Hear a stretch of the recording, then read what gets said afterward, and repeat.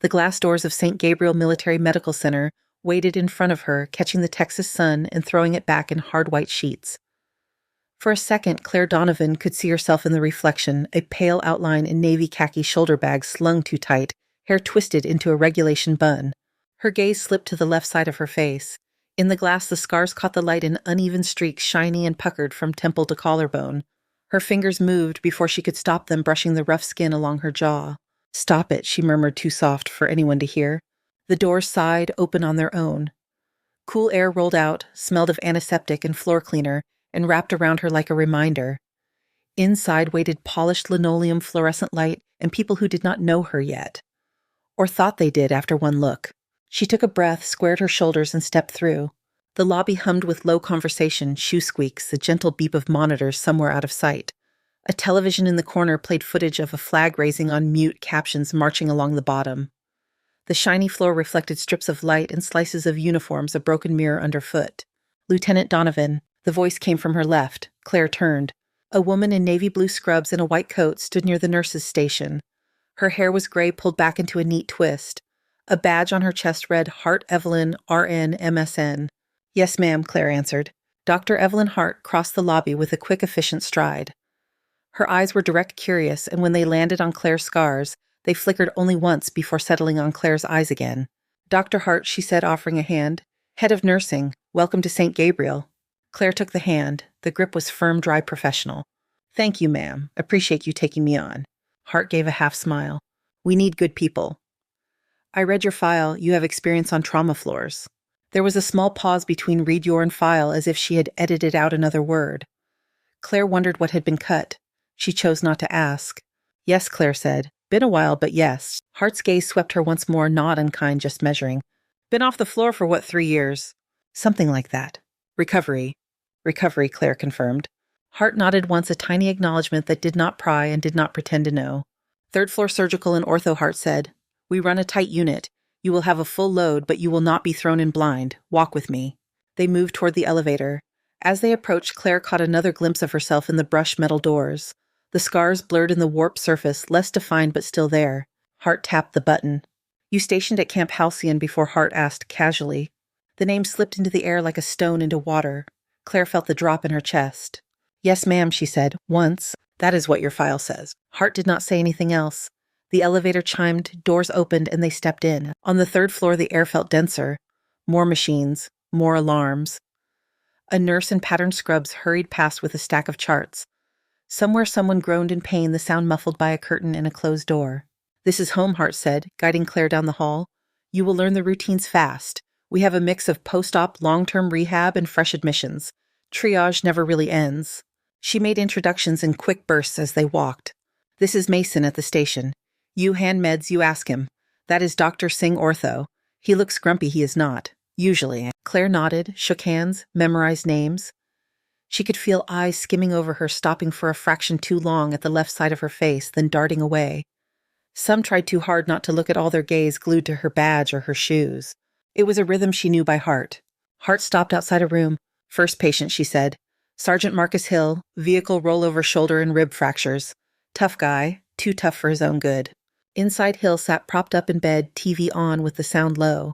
He was broad-shouldered and solid, with skin the color of coffee and a beard that did not quite hide his clenched jaw. His right arm was strapped against his chest. Hart tapped on the doorframe. "Morning, Sergeant. This is Lieutenant Claire Donovan. She is joining our team."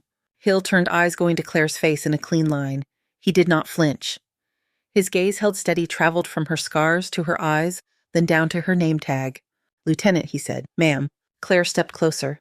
"Morning, Sergeant Hill. How is the pain?" He shrugged with one shoulder, winced. "It is there." 0 to 10, she asked. 7, he admitted after a moment. "Maybe 8 if I sneeze." "That bad, huh?" Claire smiled, just a small lift at one corner of her mouth. "I will check your meds schedule. We will get you ahead of it, not behind it." She checked his IV site, his vitals, the settings on his pump. Her hands moved with practiced ease, the motions familiar in her muscles even after years away. She asked questions about his sleep, his appetite. He answered, watching her steadily. As she left, Hill said quietly, "Good to have you on the floor, ma'am." There was no pity in it, only the kind of respect one service member gave another. Claire held his eyes for a beat. "Good to be here, Sergeant." At the next room, no one spoke like that. Private Tyler Reed was 20, maybe his leg encased in metal and foam. The TV over his bed was blaring a game show. He muted it when they walked in. Private Reed Hart said, "This is Lieutenant Donovan." Tyler stared. His eyes widened, caught on the left side of Claire's face, and stayed there a heartbeat too long before he remembered to drag them up to her eyes. "Whoa," he said under his breath. "Sorry, I did not mean, it is just—" Claire had heard it all before. "It is okay," she said. "You had a rough landing yourself, I see." He gave a weak laugh, gesturing at the cage around his leg. "Jumped wrong. Gravity won." "That is what it does," Claire said. "Any pain right now?" "Nah, just bored." She checked his chart, then his pulse, the incision line. His skin looked pale but warm. The staples were clean. Tyler watched her work. "Did it hurt?" he blurted. What Claire asked, even though she knew. "Your face, sorry. It looks like it hurt." For a moment, Claire saw fire in her mind, white and hungry. Heat licking up the side of her neck, the smell of burned fabric and flesh. "It did," she said, "a lot." "Does it still?" "On bad days." She clicked her pen, wrote a note. "Let us keep your bad days to a minimum first, then we can compare." He smiled, small and grateful that she had not snapped at him. Hart's eyes flicked between them, assessing. They spent the next 2 hours moving from room to room. Names and injuries blurred into a stream. Rotator cuff repair, femur fracture, spinal fusion. Each patient brought a different way of looking at her. One woman, a civilian contractor, refused to meet her eyes at all, staring at the ceiling, while Claire checked her drains. A young Marine tried too hard to be kind, calling her ma'am in every sentence, voice too bright. By midday, Claire's head hummed with information and half-formed impressions. Her feet already ached. Her uniform clung to her back in the warm spots where tension gathered. "Go grab lunch," Hart told her at the nurse's station. "Cafeteria is down 2 floors. Come back at 1300. We will finish the tour." "Yes, ma'am." The cafeteria smelled like coffee, reheated pasta, and something fried. Fluorescent lights turned everything a little too sharp. Claire picked up a tray and moved down the line, not really tasting the choices. She ended up with mashed potatoes, green beans, chicken that might have been grilled, and a small coffee. She scanned the room. Uniforms and scrubs filled most of the tables. Conversations rose and fell in waves. In the far corner near a window streaked with sunlight, there was a table with one empty chair. Claire headed toward it, grateful for any open space. She set her tray down and tried to breathe. The coffee was too hot, too bitter. It burned her tongue, but at least it cut through the taste of nerves in her mouth. At the table behind her, 2 voices carried a little too clearly. "I swear, no one told me we were hiring a horror movie extra," one woman said low, but not low enough.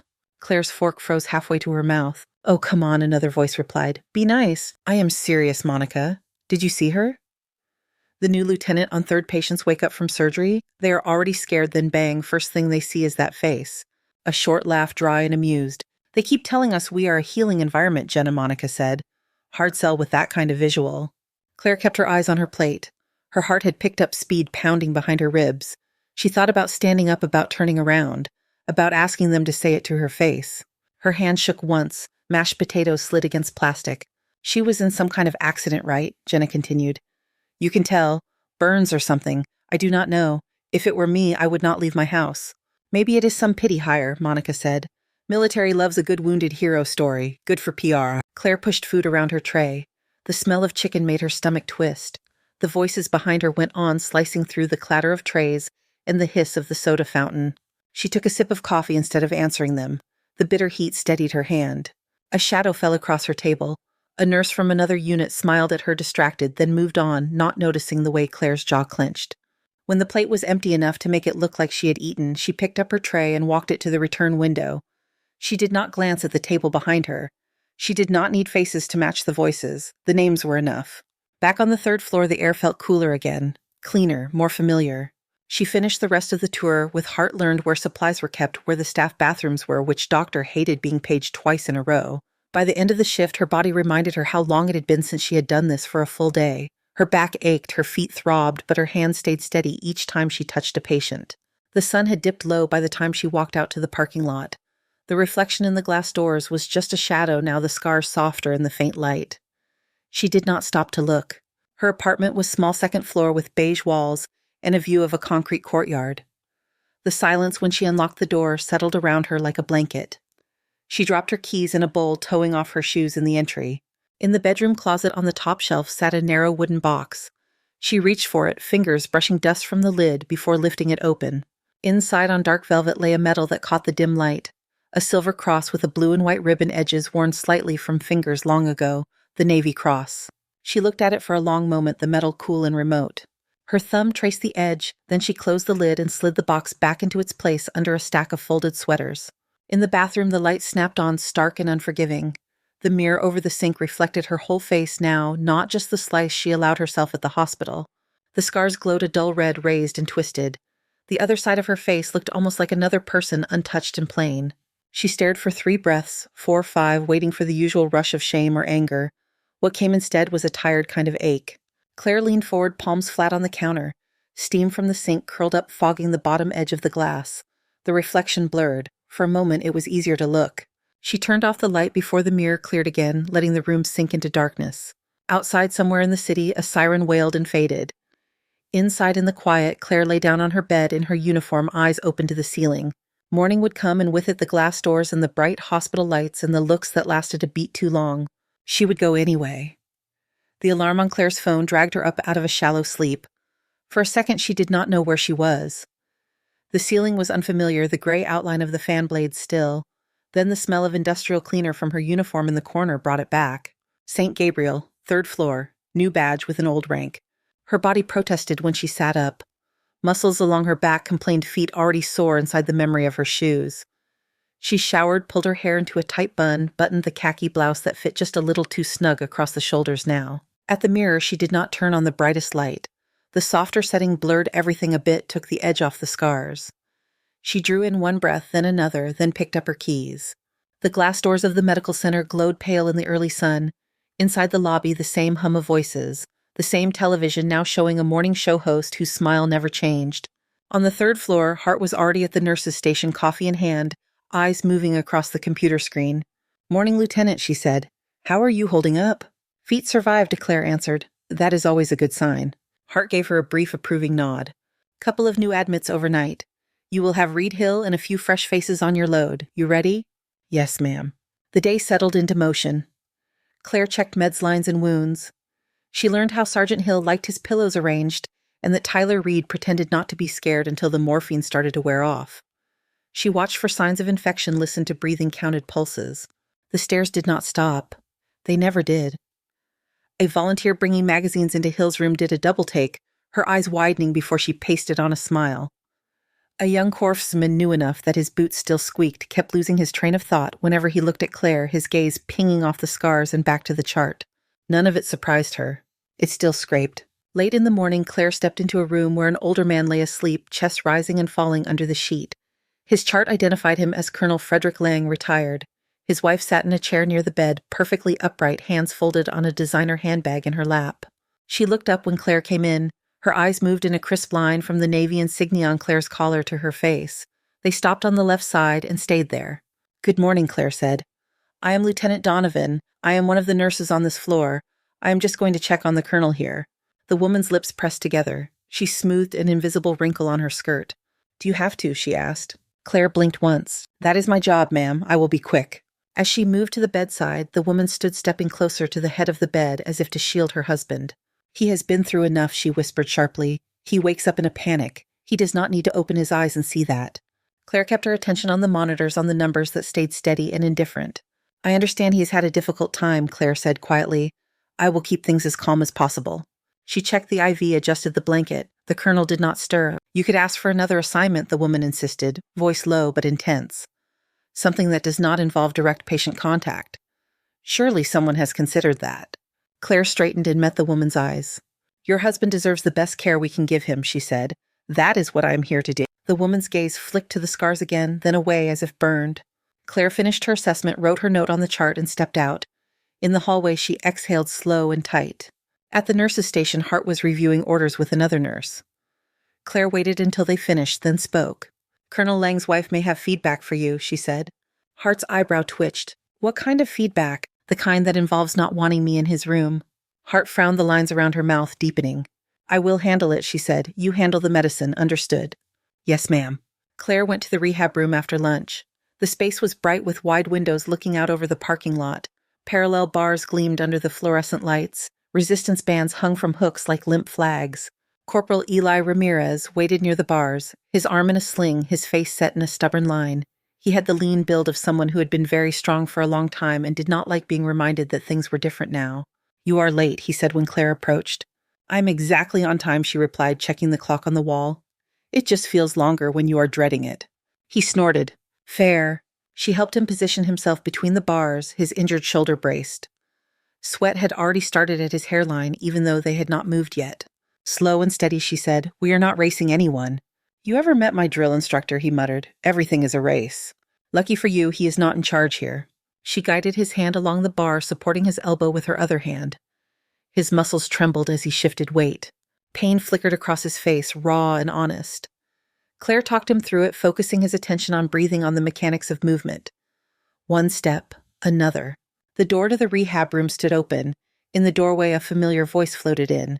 "I swear I would have asked for a transfer on day one. I could never. Jenna." Claire did not look up. Eli did. "What are we talking about?" Monica's sharper tone joined in.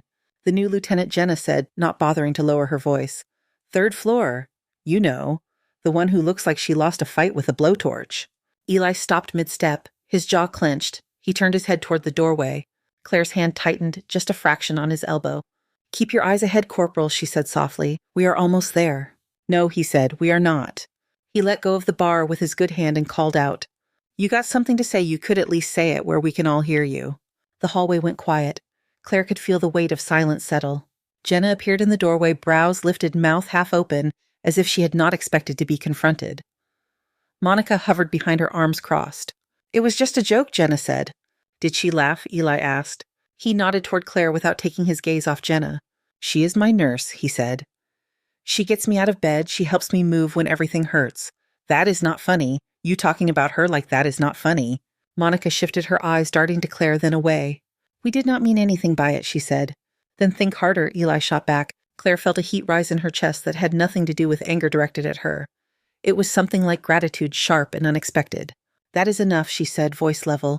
"We have work to do in here." Jenna's face flushed. She muttered something under her breath and stepped away from the doorway. The sound of their footsteps faded down the hall. Eli looked back at Claire. "Sorry," he said. "I know you do not need me picking fights." She shook her head. "I appreciate the backup," she said. "Now can you put that energy into one more pass down these bars?" He gave a reluctant smile. "Fine, but only because you asked nicely." They finished the session both a little quieter. When it was over, Eli sank onto a chair, breathing hard. "You know he said where I come from, scars mean you survived." Claire folded the therapy band in her hands, smoothing it into a neat line. "Some people see that," she said. "Some do not." "Some people are idiots," he replied. She did not argue. The day stretched long. Afternoon rounds blurred the rhythm of vital signs and pain scales, and charting almost enough to drown out the echo of Jenna's voice. By the end of the shift, Claire's world had shrunk to the immediate tasks in front of her. Check Hill's pain pump, monitor Reed's fever, answer a family member's questions about discharge. As the sun started to tilt toward the evening, a low rumble shook the windows. A helicopter swept across the slice of sky visible through the hallway windows, rotors chopping the air. "Incoming," someone called. Claire glanced out. The medevac bird settled onto the rooftop pad, throwing dust and bits of debris into the air around it. Minutes later, the elevator doors opened. A gurney rolled past, flanked by medics. On it lay a man in a hospital gown, one leg encased in a massive foam brace, face lined but alert. His hair was cut close, more gray than dark. The name on the chart clipped to the side read Reed Mason Cole, USMC. Blood pressure cuff. Oxygen line. Pain in the tight set of his mouth. Claire stepped aside as they passed the smell of rotor wash and jet fuel clinging to them. "Where is he going?" she asked one of the medics. "Third floor, ortho," he answered. "Bad landing on a training op. He's lucky he did not lose the leg." The gurney disappeared into a room down the hall. The door shut behind it. Later, after the whirl of admission quieted, Hart found Claire at the station. "Reed will be on your list starting tomorrow," she said. "Marine colonel. Been in for over 20 years. Claire glanced at the printed face sheet. Her eyes caught on a line in the small print. Service history, Helmand Province, Afghanistan. Her throat tightened just a little. "All right," she said. "I will introduce myself in the morning." "You can go by tonight if you want," Hart said. "He is awake enough. Might help to break the ice." Claire considered, then nodded. "I will check on him before I leave." She did half an hour later. The room lights were low, the monitors glowing soft green and blue. Reed lay with his head raised, eyes on the window where the sky had gone from pale blue to deepening purple. He turned as she entered. "Colonel Reed," she said. "I am Lieutenant Claire Donovan. I will be one of your nurses." His gaze went first to her uniform, then as with everyone else to her face. Unlike most, he did not look away. His eyes narrowed slightly. It was not a grimace. It was recognition. "Donovan," he said slowly. "Navy." "Yes, sir." He let his eyes drop to the chart in her hand. "Third floor ortho. Before that?" She checked his IV, buying herself a moment.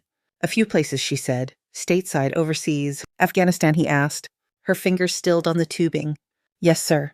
"Camp Halcyon." His voice did not change, but something in the air did. The sound of the monitor ticking off his heartbeats grew louder. She kept her face calm. "Once," she said, "a long time ago." He watched her for another few seconds, something calculating in his gaze. "Thought so," he murmured. Before she could respond, his brow creased. Pain flickered around his eyes. "Your leg bothering you?" she asked. "Only when it is attached," he said. She adjusted his pillow, checked his orders, documented his vitals. The conversation about Hellman stayed hovering unsaid between them like smoke that had not cleared. "Try to rest, Colonel," she said at last. "You too, Lieutenant," he replied. When she stepped out into the hallway, Hart was waiting near the station phone in hand. "Got a minute?" Hart asked. "Of course." Hart led her into the small office behind the station. It was crammed with binders and a single framed photo of a beach at sunset. Hart closed the door softly. Claire's stomach sank a little. There was a familiar tension in Hart's shoulders, the kind that came before bad news. "What is going on?" Claire asked. Hart tapped the edge of a folder on her desk. "I wanted to tell you in person," she said. "Jenna Price and Monica Lewis submitted a formal complaint this afternoon." Claire felt her jaw tighten.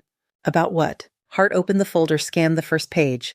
"They state that your visible disfigurement," Hart's mouth twisted around the term, "creates a distressing environment, impairs patient recovery, and has resulted in preferential treatment from leadership."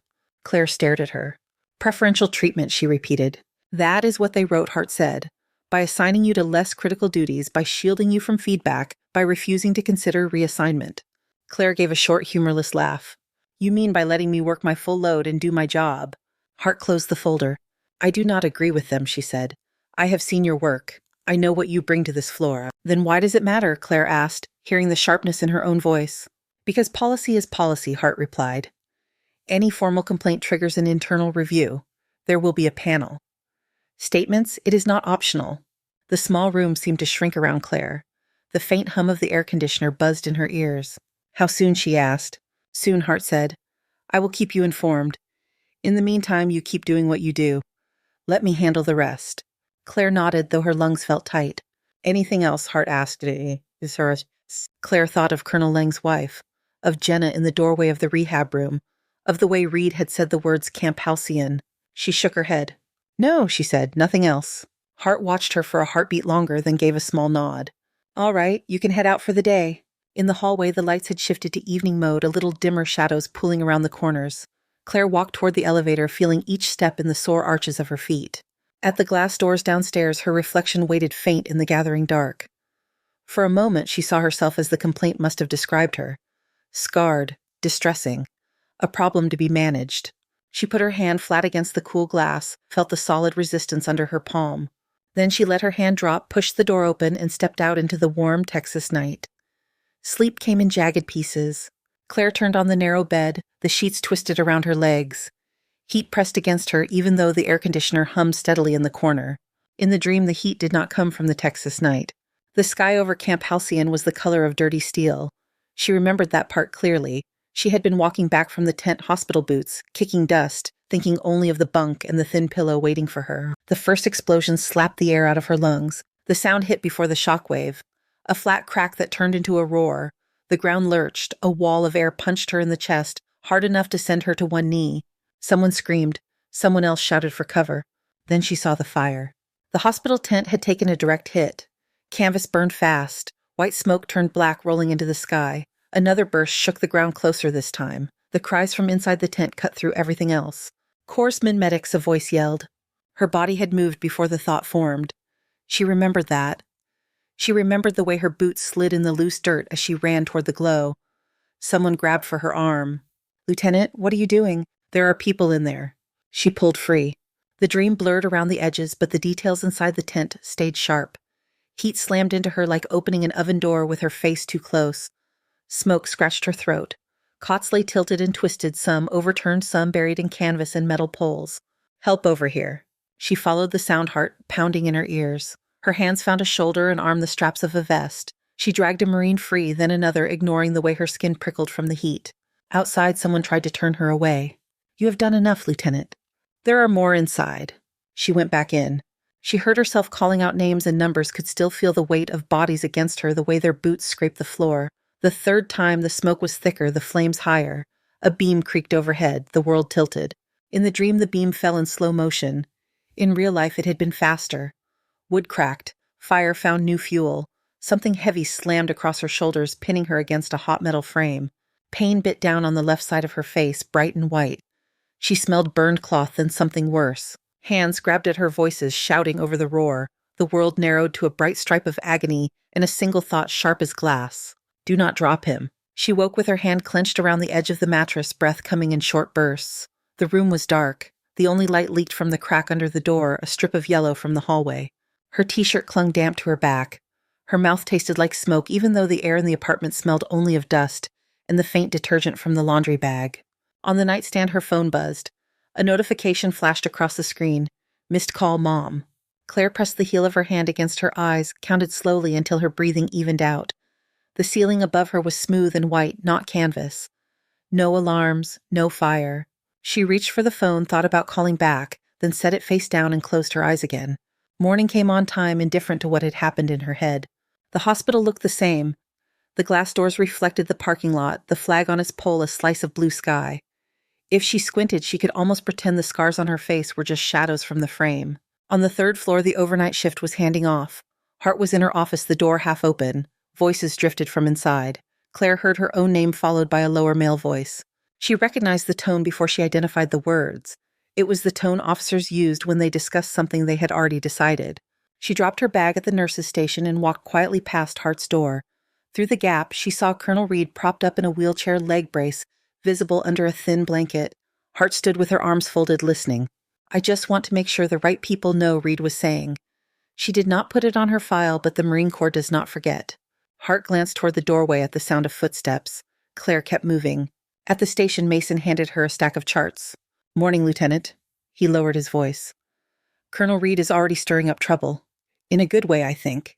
What kind of trouble? Claire asked. Phone calls, names. Some acronym office that sounds important.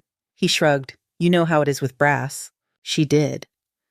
She also knew that when someone with Reed's rank started making noise, it tended to travel far. Word moved faster than she did. By mid-morning, there was a different kind of buzz at the station. A civilian nurse from another floor leaned over to show Monica something on her tablet. Monica's eyes widened. She glanced up toward Claire, then quickly back down. What is that? Jenna asked as coming up beside them. Some old article, the other nurse said. From a military site. Navy nurse saves 18 Marines in Afghan firestorm. Listen to this. Lieutenant C. Donovan, assigned to Camp Halcyon, repeatedly entered a burning field hospital to extract wounded personnel, sustaining life-altering injuries in the process. The nurse read the last part with a mixture of awe and gossip. Let me see, Jenna said. She took the tablet. A grainy photograph showed a tent frame collapsed on itself, smoke rising. In the corner, barely visible, a figure in scrubs and body armor pulled at a stretcher. The face was obscured by a mask and goggles. 18 Marines, Monica said. That cannot be right. It is on the internet, must be true, the other nurse joked. Jenna zoomed in, squinting as if she could drag the image into focus by will alone. They call her the Angel of Halcyon, she read from the caption. Of course they do. Her mouth twisted. People love a story. Claire finished entering a medication order and slid the chart into the rack. Her hands felt steady. Her stomach did not. She walked away before they could look up and see that the subject of their curiosity was close enough to hear. In Hill's room, the television whispered some daytime courtroom show. Hill muted it as Claire walked in. You look like someone just told you the coffee machine broke, he said. Is that your worst nightmare, Sergeant? She asked. Close, he said. What is up? Just a busy morning, she replied.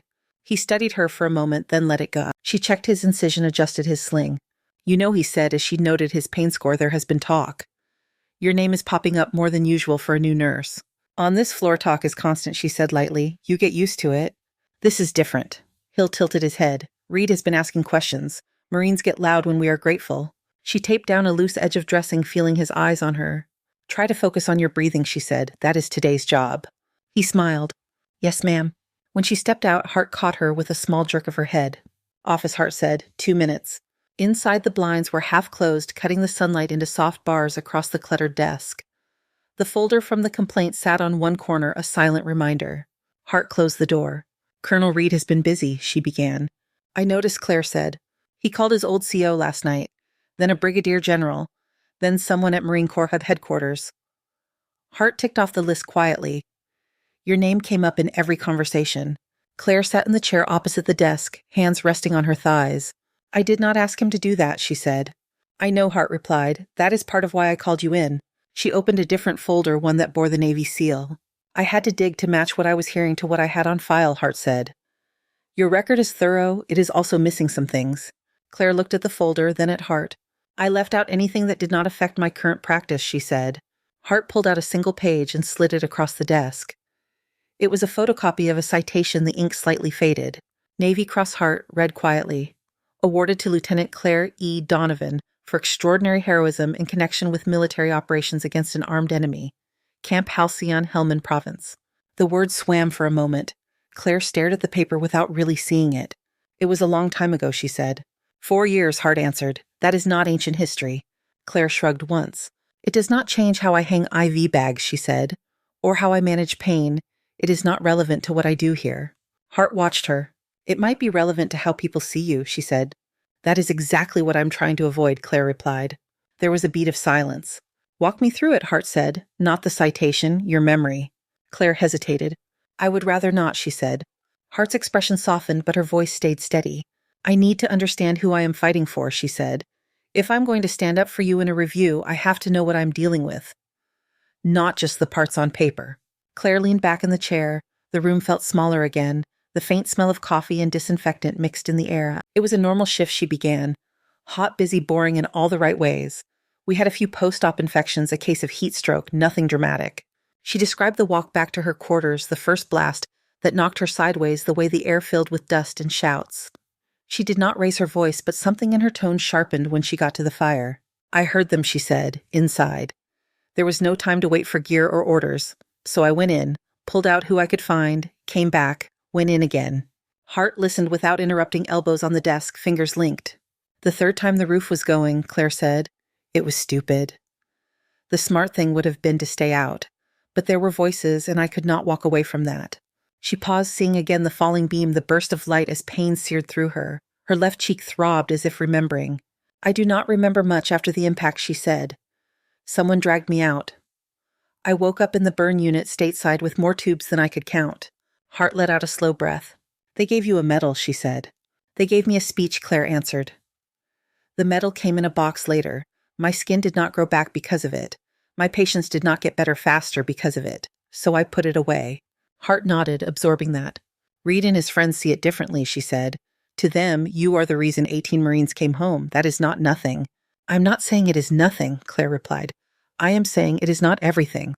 Hart's mouth twisted into a wry line. Try telling that to a colonel who owes you half his old unit, she said. She set the citation back into the folder, closed it carefully. I will respect your wishes as much as I can, Hart added. I will not turn this into a parade. But some of this is out of my hands now. Claire felt a flicker of irritation and something like resignation.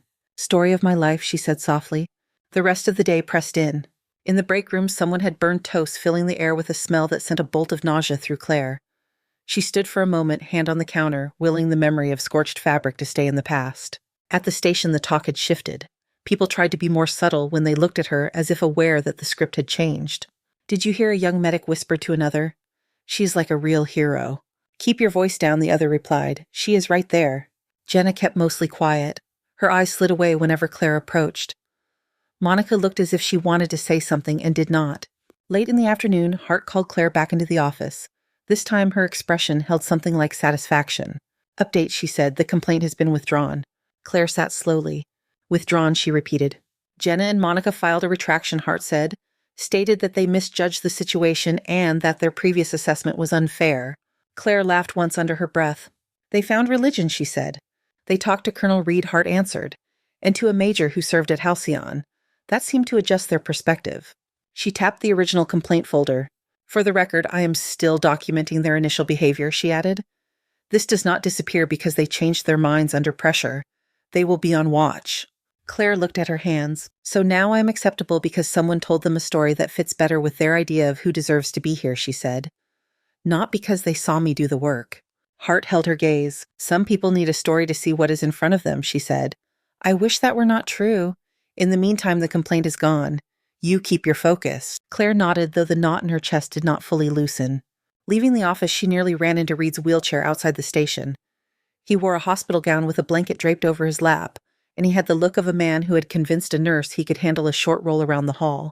"Lieutenant Donovan," he said. "Got a minute?" She stopped. "I'm on my way to check on Sergeant Hill," she said. "You are in my path." "Convenient," he said. He studied her face openly, scars and all. "They told me you kept quiet about Halcyon," he said, "that you did not want it on your record." "I put it where it belonged," she said, "in the past." He shook his head. 18 Marines do not see it that way," he said. "They talk about you. Some of them came to my units later." "Sir, you ever hear about that Navy nurse at Halcyon the Angel who walked into fire? That kind of thing sticks." The words settled between them. "Angel," she repeated, tasting the syllables with something between disbelief and discomfort. "They like nicknames," Reed said.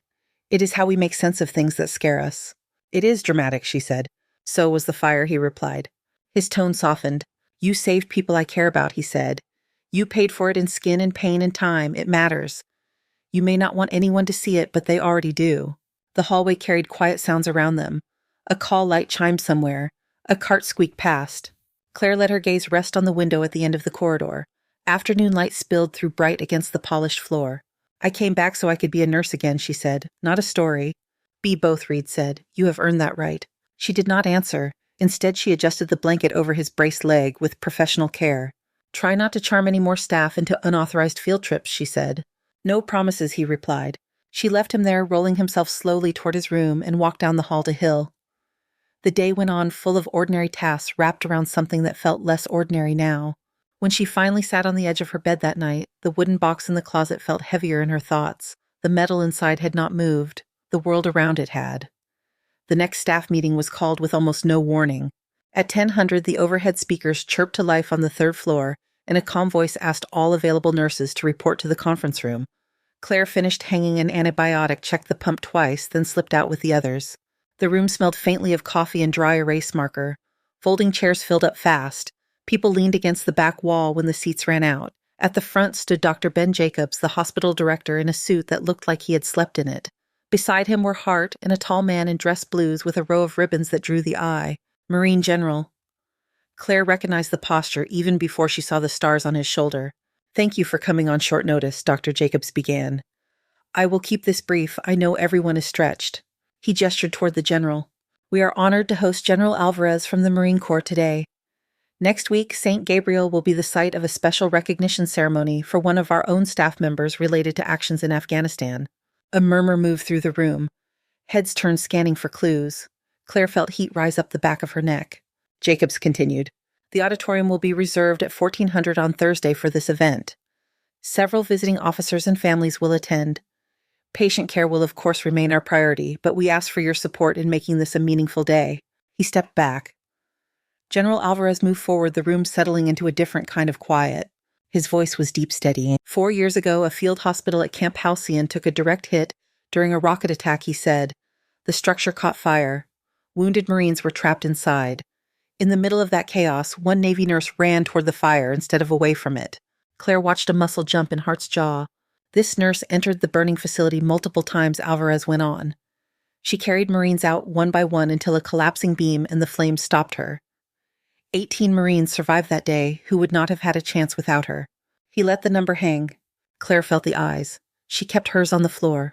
Next week, Alvarez said we will recognize Lieutenant Claire Donovan for those actions and for the way she has continued to serve since. Every head turned now, no point in pretending. Hart's gaze met Claire's across the room. There was no apology in it, only a firm kind of support. "We hope you will join us," Alvarez said. "Not because anyone here needs another meeting, but because service like that deserves to be witnessed." The meeting broke up in a slow ripple. Voices rose low and careful as people filed out. At the edge of the room, Jenna stood close to the wall, cheeks pale. Monica's arms were wrapped tight across her chest, knuckles white. Neither looked in Claire's direction. Hart intercepted Claire before she reached the door. "Walk with me," Hart said. They went down a side corridor that smelled of floor wax and recent paint. The noise of the hospital faded a little. "I would have preferred more notice," Hart said. They moved quickly. "You could have said no," Claire replied. "Not really," Hart answered. "Not to them. I can push back on some things, not everything." They stopped near a window. Outside, the parking lot shimmered under the sun, cars lined in neat rows. I do not want a ceremony, Claire said. I know, Hart said. Then why are we doing this? Hart slipped her hands into the pockets of her coat. Because the Marines asked, she said. Because your name means something to them. Because there are 18 men and a lot of families who have been waiting for a chance to say thank you somewhere other than an internet comment section. Claire let her forehead touch the glass for a moment. It was warm, almost hot. She closed her eyes. I did not do it for this, she said. No one is saying you did, Hart replied, but it was done. This is the echo. The words sat between them. Hart's tone softened. I will make this as easy on you as I can, she said. You will not be asked to speak unless you want to. You will not be put on display longer than necessary. You will sit with your people, not alone under a spotlight. My people, Claire repeated. Some of them are down the hall, Hart said. Some of them are flying in. That evening, Claire sat at her small kitchen table with the phone in front of her like a piece of complicated equipment. The screen lit her scars in a cool blue wash. She tapped the call button before she could talk herself out of it. Her mother answered on the second ring, flour dusting visible on her dark t-shirt. Behind her, the familiar kitchen in Ohio was cluttered with mixing bowls and a cooling rack of cookies. Claire Mary Donovan said, You picked up before the fourth call. I am impressed. Hey, Mom, Claire said. You sound tired. It has been a long week. Mary narrowed her eyes. A long week or something happened and you do not want to tell me about it yet. Claire hesitated. They are doing some kind of recognition thing at the hospital next week, she said. For Halcyon. Her mother stopped moving. The spoon in her hand dripped batter back into the bowl slowly. A ceremony, Mary asked. In the auditorium, Claire said, Marines, generals, the usual circus. And you were going to tell me when Mary set the spoon down gently. Now, Claire said. Mary's expression went through worry, pride, and something like anger on her behalf. I am coming, she said. You do not have to, Claire replied. That is nice, Mary said. I am coming. There was no point in arguing. There never had been. All right, Claire said. Room at the motel near the hospital is decent. I will text you the info. You can show me your apartment, Mary added. We will see, Claire said. Mary studied her face through the screen eyes, taking in every line. How are you really, kiddo? She asked. Claire looked away for a second, then back. Nervous, she admitted, angry, tired, all of the above. Mary nodded slowly. You remember when you were 8 and they wanted to give you that little award at school for the science fair, she said. And you hid in the bathroom until your teacher bribed you out with a popsicle. That was different, Claire said. Was it? Mary asked. It was a model volcano, Claire said. This is 18 Marines and 5 generals. Either way, you are allergic to people clapping at you, Mary said. I get it. She softened. But that does not mean you do not deserve the applause, she added. And it does not mean I am going to miss it. After they hung up, the apartment seemed very quiet. Claire sat for a long time, fingers resting on the wooden box in the closet without opening it. The days leading up to Thursday blurred into a strange mix of routine and anticipation. Work stayed busy, wounds needed cleaning, charts needed updating, pain needed managing. In the rehab room, Eli grinned when she told him in as few words as possible about the ceremony. You going to wear the medal? He asked. I do not know, she said. Feels like too much metal for one chest. Those generals are going to wear everything they have ever been given, he pointed out. Might as well balance the scales. She rolled a therapy ball toward him. I will think about it, she said. He caught the ball, then held it in his lap. Look, he said. Guys like me, we come in here busted up, feeling ugly and useless. We look at your face at how you move, and we see 2 things. 1, you got hit hard. 2, you are still here walking around bossing us into doing our exercises. I prefer the term encouraging, she said. Whatever, he said. Point is, you are what it looks like to keep going. Let them see that. He tossed the ball back to her. On Wednesday in the hallway by the supply closet, Monica stopped Claire with a tentative lieutenant. Claire turned. Monica's expression was a knot of embarrassment and something like shame. I wanted to say Monica began, then paused. About before. In the break room. The cafeteria. I was wrong. The words came out stiff, but they were there. Claire studied her. You already put it in writing, Claire said. It is not the same as saying it to your face, Monica replied. For a moment, the air between them held all the things that had been said, all the ways they could not take them back. Noted, Claire said. Thank you. Yes, thank you. It was not forgiveness, not entirely, but it was something that could be built on or left alone. Thursday arrived clear and hot. The auditorium on the first floor had been transformed. Rows of chairs faced a small stage with a podium. The flags of the United States, the Marine Corps, and the Navy stood in a careful line. A projection screen showed a muted image of a desert landscape. Claire wore her dress uniform, the fabric heavier than her usual khaki. The navy cross ribbon sat above her heart, a small rectangle of blue and white against the dark wool. Her fingers had trembled only a little when she pinned it on. Backstage, if a hospital auditorium could be said to have a backstage, she stood with Hart and Dr. Jacobs. The murmur of the crowd filtered through the open doorway. She could hear children's voices among the deeper tones, the occasional clink of a wheelchair footrest. Mary slipped in beside her, dressed in a simple blouse and slacks, eyes already shiny. "You look beautiful," Mary said. "It is the uniform," Claire replied. "It is the person wearing it," Mary said. Jacob stepped to the podium first. His voice sounded smaller in the large room, but it carried. He welcomed everyone, thanked them for coming, spoke briefly about the mission of St. Gabriel and the privilege of caring for service members. Claire listened without really hearing, her focus narrowed to the feel of her own heartbeat and the weight of the medal on her chest. General Alvarez took the podium next. The room settled. Even the children grew quiet. He did not read directly from the citation. He told a story. He painted the field hospital, the tents, the sudden roar of incoming fire. He described the flames tearing through canvas, shaking voices, the kind of fear that steals words. As he spoke, images flashed on the projection screen. A burned structure, a stretcher in the dust, a blurred figure moving through smoke. She went in once, he said. Came out with wounded, went in again. It was not her job to go into a collapsing structure. It was not safe. It was not ordered. She went anyway. Claire felt the eyes on her even before he said her name. "Lieutenant Claire Donovan," he said, turning slightly toward where she sat in the front row. "Please stand." Her knees felt suddenly hollow. She stood anyway. The room rose with her. The sound of chairs scraping back of people standing rolled forward like a wave. Then the applause hit. It was loud and messy, not the neat, polite clapping of a formal meeting, but the full palm smack of people who meant it. Claire's chest tightened, her vision blurred at the edges. She saw doctors and nurses she barely knew on their feet. Patients in wheelchairs clapping as best they could. A man with a prosthetic leg stood using the arm of his chair for balance and brought his hands together slowly, deliberately. She stood there, hands at her sides, face hot, letting the noise wash over her. When it finally faded, Alvarez spoke again. "The Marines she saved that day are here," he said. "They wanted to thank her themselves." From the side of the stage, a line of men walked out. Some wore dress uniforms, some wore suits. One had a cane, another had a brace on his wrist. All of them had the look of people who had seen a lot and survived it. They crossed the stage and came down the steps toward her. The first Marine to reach her was taller than she remembered any of them being. He stopped in front of her heels, clicking together, and snapped a salute. "Ma'am," he said, "I am Staff Sergeant Luis Martinez. You pulled me out first." She returned the salute, her hand unsteady. He broke into a grin, reached into his pocket, and pulled out a folded photo. He showed her an image of 3 kids in a backyard, a woman holding a cake, streamers in the background. "My family," he said. "They are here because you were there." Her throat closed. She nodded once hard. Each Marine stepped forward in turn. Some gave their names. Some did not need to. One thanked her for holding pressure on his chest wound while the ceiling fell. Another reminded her that she had yelled at him to keep his eyes open, that he had been annoyed at her tone even while he bled.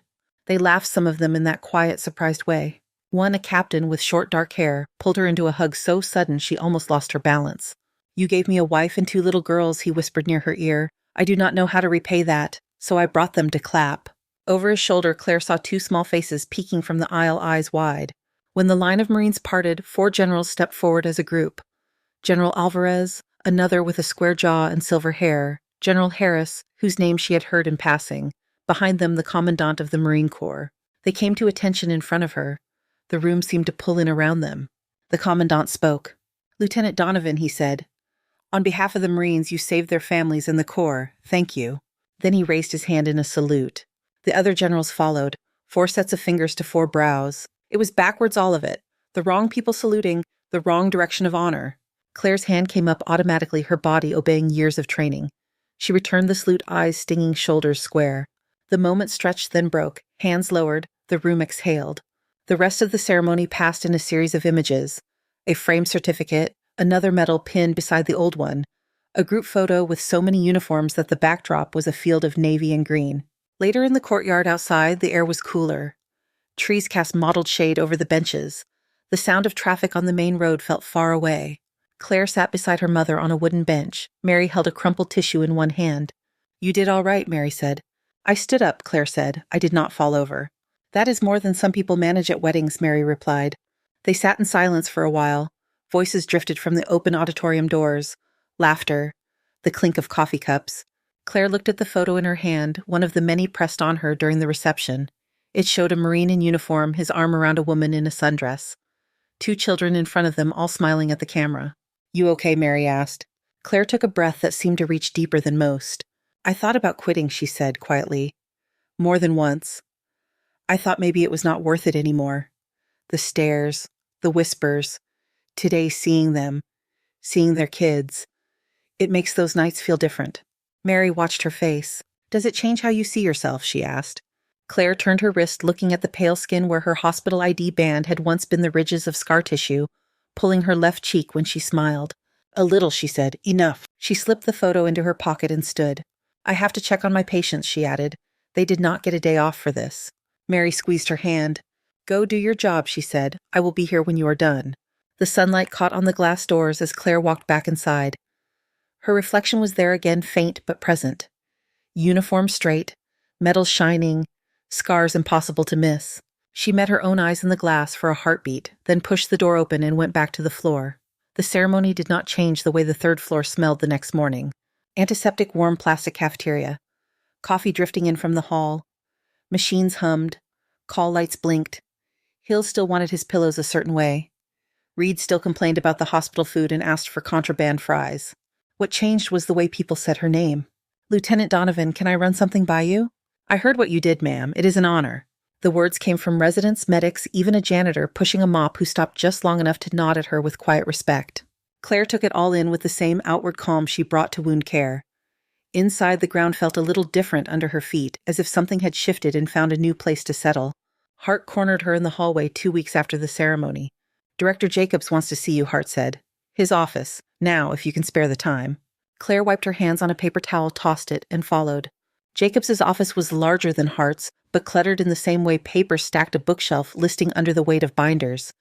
He was not alone. A man in a crisp navy uniform sat in the chair opposite the desk cover, resting on his knees. He stood when Claire walked in. Lieutenant Donovan Jacobs said, "This is Captain Noah Green from Navy Medical Command." "Ma'am," Green said, extending his hand. "It is good to finally meet you in person." Claire shook his hand. His grip was firm, his eyes assessing but warm. "Have a seat," Jacobs said. She sat, the chair creaked. Green did not waste time. "I will get right to it," he said. "Your story has made its way up the chain, Lieutenant. The work you have done here since returning and what you did at Halcyon caught some attention." "I have gathered," Claire said. Green smiled briefly. "We have a gap," he said, "in how we handle our own people when they get hurt. Docs, nurses, corpsmen, medics.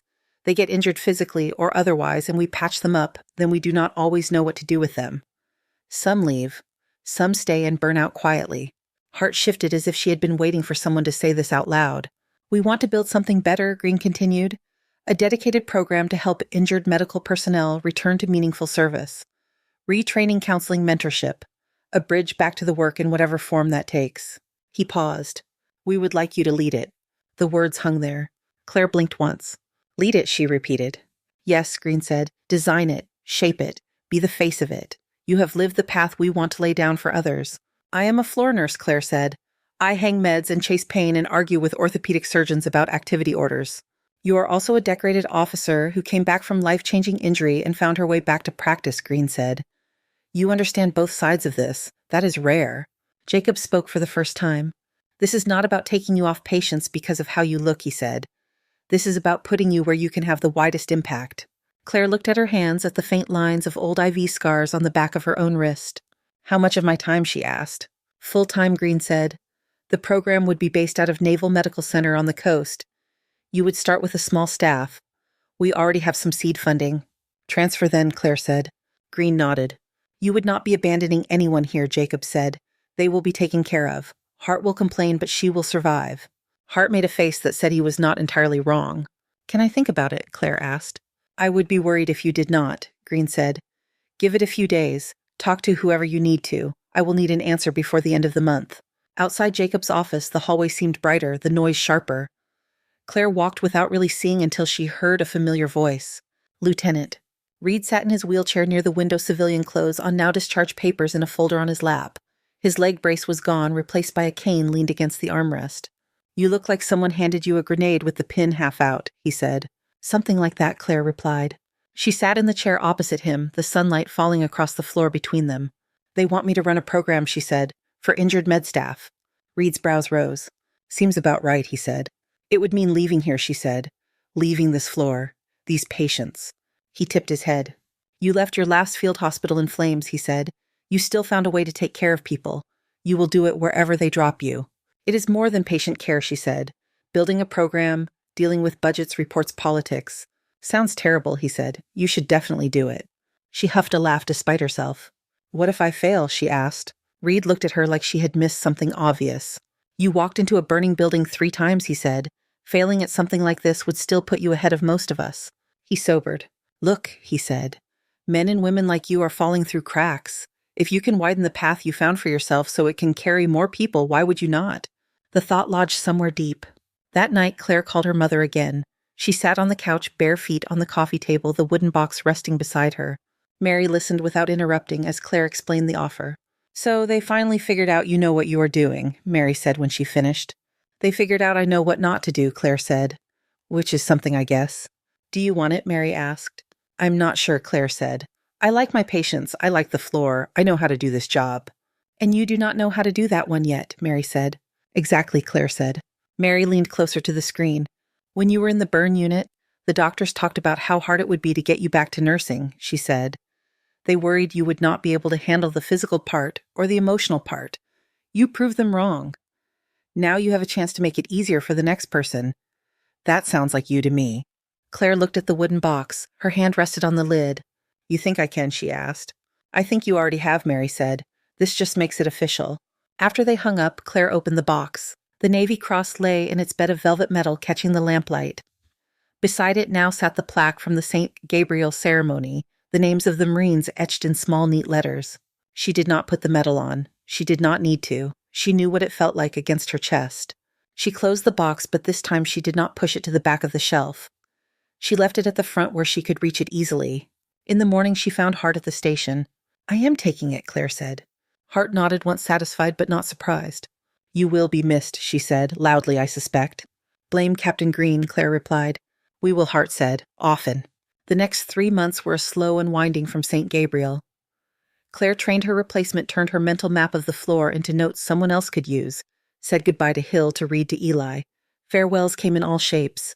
Hill's was a handshake that turned into a brief hug. Do not let them stick you behind a desk forever, he said. I will make them put the desk near a bed, she answered. Eli's was a fist bump with his good hand. If you ever need a testimonial, he said, I am available. My rate is reasonable. You could start by finishing your rehab, she said. I am working on it, he replied.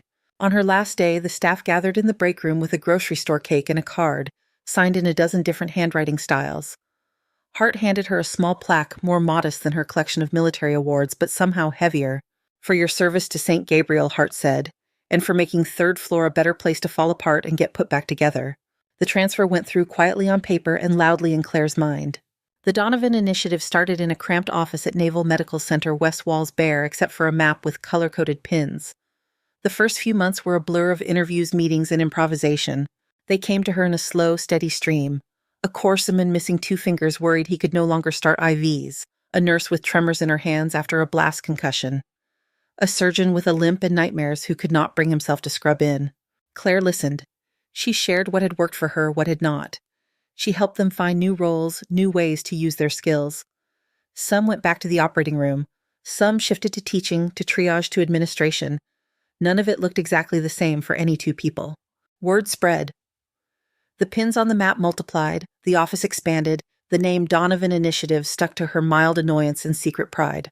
3 years later, she stood in the rose garden of the White House. The air smelled of cut grass and roses. Flags hung still in the summer heat. Rows of white chairs faced a simple podium on a small platform. Cameras were tucked along the edges, lenses catching everything. Claire stood in her dress uniform shoes, polished metals aligned. The Navy Cross ribbon sat beside the newer ribbons. The sun found the metal and turned it into small points of light. In the crowd, she saw familiar faces. Hart in a borrowed dress squinting in the brightness. Reed standing now with a cane he barely used. Mary in the front row clutching a tissue already crumpled. Behind them, scattered through the seats, were the Marines from Halcyon. Older now, a little softer around the middle, but still carrying themselves with the same straight backs. Their families filled the spaces around them. Children played quietly near their chairs. A teenage girl leaned her head on her father's shoulder. The president stepped to the podium, his voice carried easily. He spoke of service and sacrifice, of those who stepped into danger and those who spent years picking up the pieces afterward. He talked about the Donovan Initiative by name, about the hundreds of medical personnel who had found a path back because someone had insisted they were not done yet. When he called her name, Claire walked forward on legs that felt steady. He placed the Presidential Citizen's Medal around her neck. The medal was cool against her skin for a second, then warmed there. "Lieutenant Commander Donovan," he said, shaking her hand. "Thank you for what you have done and what you keep doing." "Thank you, sir," she replied. The applause rose again, this time softer, spread out under the open sky. Birds startled from a tree and resettled on a higher branch. Afterward, in one of the corridors inside the White House, the crowd thinned. The sound of footsteps echoed off marble. Paintings watched from gilded frames. "Ma'am." Claire turned. A little girl stood there, maybe 7, dark hair in 2 braids. Her dress had small yellow flowers on it. Behind her, Staff Sergeant Martinez hovered, looking both proud and apologetic. "I'm sorry," he said. "She's curious." "It is all right," Claire said. The girl stepped closer, eyes fixed on Claire's face. "My name is Anna," she said. "My dad says you saved him." "Hi, Anna," Claire said. "Your dad did a lot of the work himself."